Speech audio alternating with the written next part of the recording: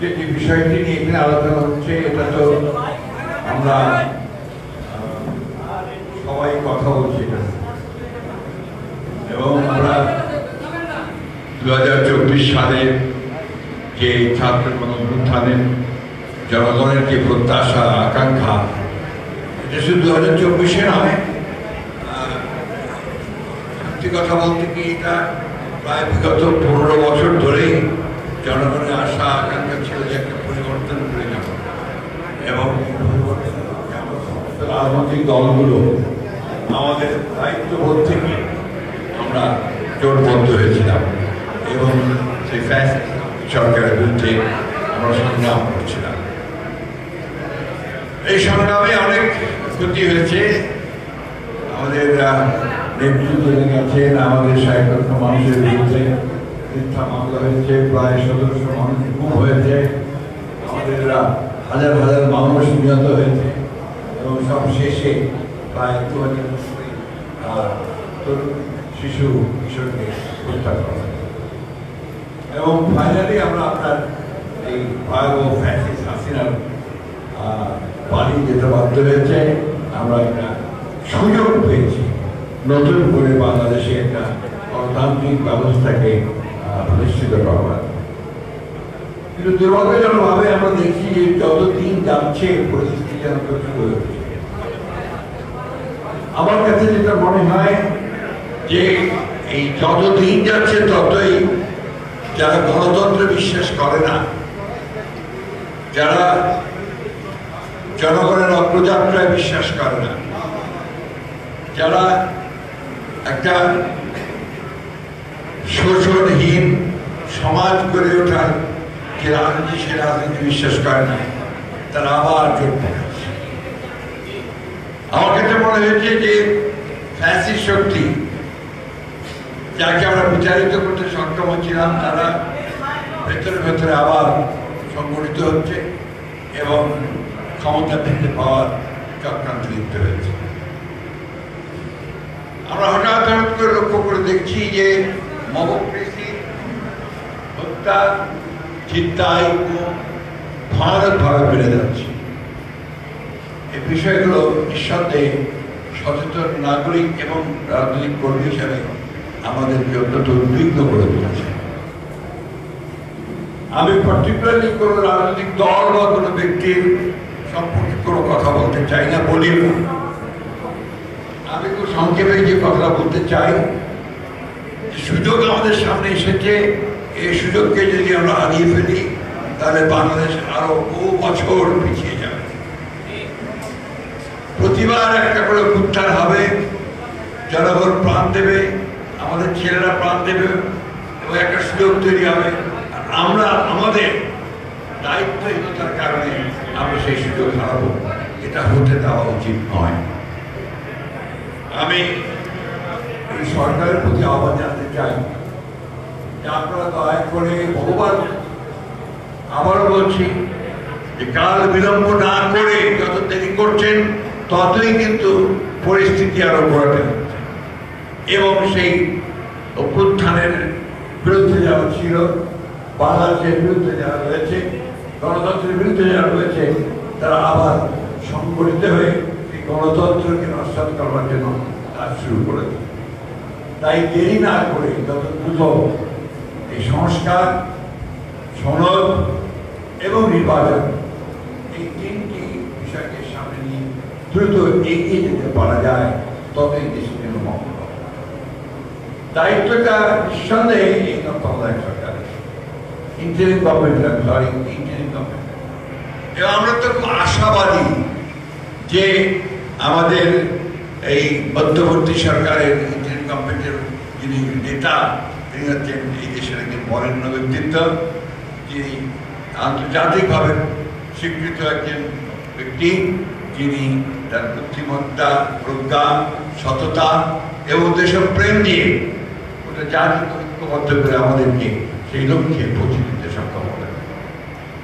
আমি ডিটেলসে গিয়ে আলোচনা করতে চাই না, আমি শুধু একটা কথা বলতে চাই যে আমরা যারা রাজনৈতিক দলগুলো আছি, আমরা প্রমাণ করেছি যে আমরা দেশকে ভালোবাসি। আমাদের শক্তি ক্ষুদ্র হোক বৃহত্তর, আমাদের যতটুকু শক্তি আমাদের আছে সেই শক্তি দিয়ে আমরা এই দেশকে কিন্তু মুক্ত করার জন্য চেষ্টা করেছি। কেউ রক্তাক্ত হয়েছে, কেউ প্রাণ দিয়েছে, কেউ কারাগারে গেছে। আমি দেশের দেখি পর্যন্ত 6 বছর কারাগারে কাটিয়েছেন আমাদের তারেক রহমান সাহেব, এখন পর্যন্ত নির্বাচিত। আজকে এই দায়িত্বশীলতা যা এই আমরা দলগুলো বিরোধী দলগুলো যা আমরা দেখেছি, আমরা আশা করব যে সরকারের প্রতিটি পর্যায়ে যারা দায়িত্বে রয়েছেন একটি সকল দলের কাছে গ্রহণযোগ্য একটা ব্যবস্থা, যেটা কি বলে বন্দোবস্ত, সেই বন্দোবস্ত একটা রূপরেখা আমাদের সামনে এবং সেই রূপরেখা নিয়ে আমরা একমত হয়ে জনগণের কাছে যাব। নির্বাচন হবে, সেই নির্বাচনের মধ্যে আমাদের যে কমিটমেন্ট বিএনপির পক্ষ থেকে, সে কারণে আমরা আবার সবাই মিলে একসাথে দেশকে নির্মাণ করার জন্য যে বিষয়গুলো আমরা কমিট করেছি, আমাদের 31 দফা, সেই 31 দফাকে বাস্তবায়িত করার জন্য আমরা কাজ করব। প্রিয় বন্ধুগণ, একটি কথা সবসময় আমাদের মনে রাখতে হবে যে 1971 সালে পূর্বে যে নির্বাচন হয়েছিল 70, সেই 70-এর নির্বাচনকে অনেকে মনে করে আওয়ামী লীগের বিপরীত।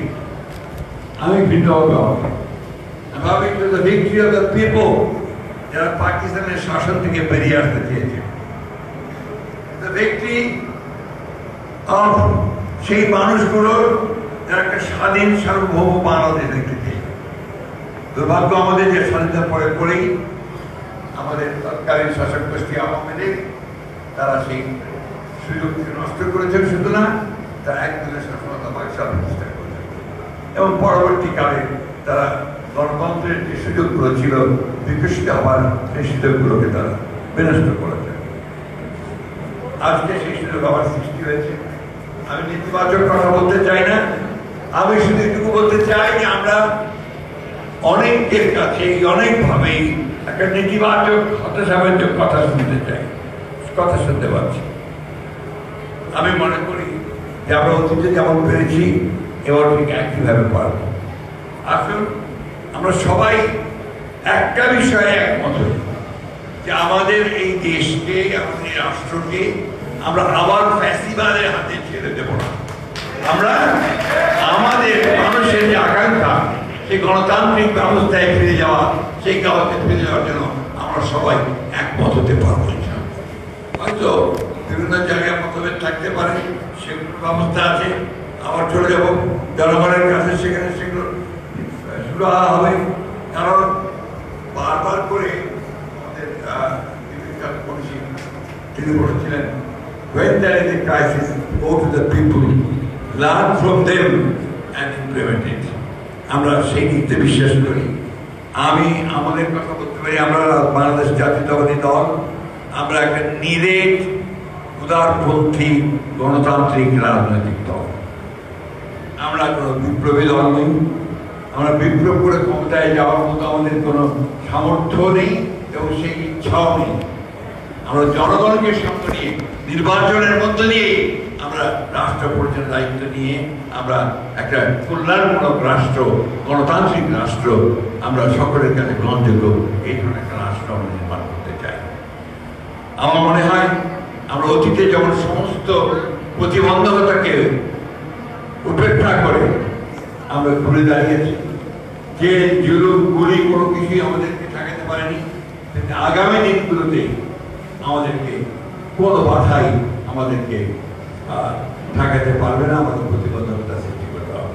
শুধু একটা কথা আপনাদেরকে বারবার মনে করি, আগেও দিয়েছি, এখনো দিচ্ছি, 1971 হচ্ছে আমাদের কিন্তু মূল কথা, স্বাধীনতা যুদ্ধ আমাদের মূল কথা।